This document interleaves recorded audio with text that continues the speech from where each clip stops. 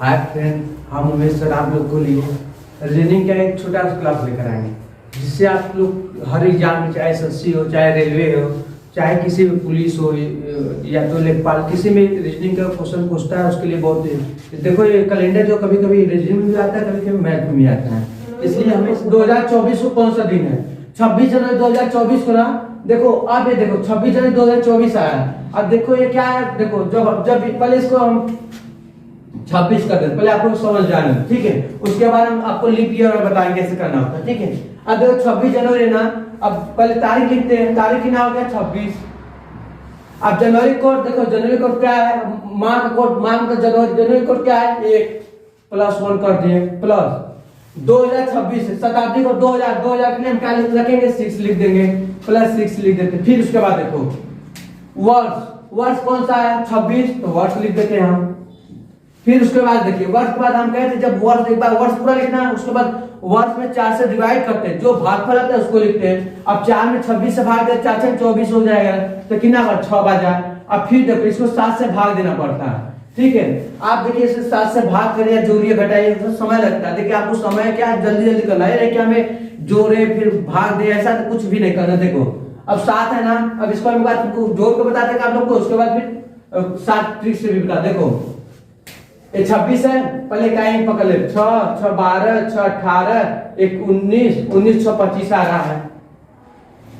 Carry कितना है 2 2 2 4 4 2 6, कैसा 56 में 7 7 9 63, कितना शेष बचा, जो शेष आता है वहां हम लिखते हैं 7 9 63, 2 शेष दिन आया, 2 शेष 2 किसका लिया है सोमवार, किसका मतलब क्या होगा सोमवार, हमारा आंसर हो गया, ठीक है।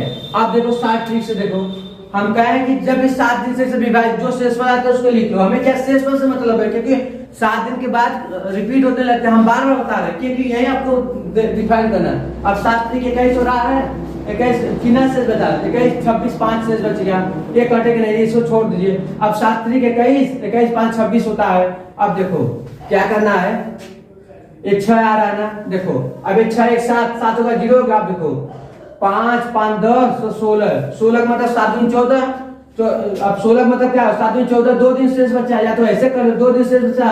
अब 2 दिन के लिए क्या है, 2 दिन शेष आ गया, 2 दिन के लिए क्या है, 2 के लिए क्या है सोमवार है, ऐसे कर लेंगे। अब देखो आपको जब क्वेश्चन में लीप ईयर आएगा तो आपको कुछ नहीं सोचना है। देखो लीप ईयर हम आपको एक नोट लिख लो, एक देखो क्या होता है, आप लोग को लीप ईयर आता दिक्कत है, इसको मिटा देते। देखो आप लोग को मिटा देते, इसको हम समझ आए नहीं, फिर से एक बार बता देते हैं आप। ये देखो मंथ का कोड है, इसको याद करने के लिए क्या करेंगे, ये 12 के स्क्वायर 144 होता है, तो जनवरी 144 लिए, उसके बाद फिर 5 का स्क्वायर करना तो 25 होता है, हम उसके आगे 0 लिख सकते हैं, ठीक है।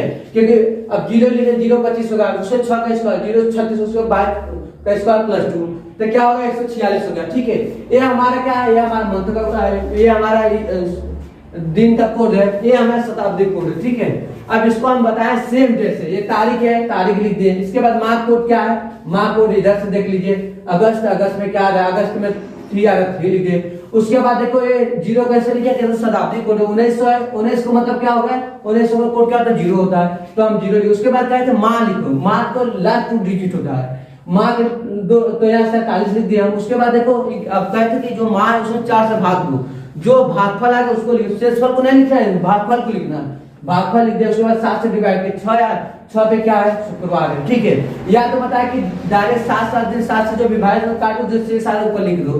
जैसे यहाँ 15 था, 15 को 7 से काटो, 7 दूनी 14 हो गया, कितना से सारा एक ऊपर लिख दे। अब 3 को नहीं करे ऐसे छोड़ दिया, देखो जो अब 7 6 42 आया, शेष कितना बचा 5 यहाँ लिख दे। अब 7 4 आ गया, अब उसको लिख दो। अब जो कहते हैं यहाँ 4 से 3 करते 7 आ गया, ये 5 1 6 ऐसे कर सकते। देखो जोड़ने में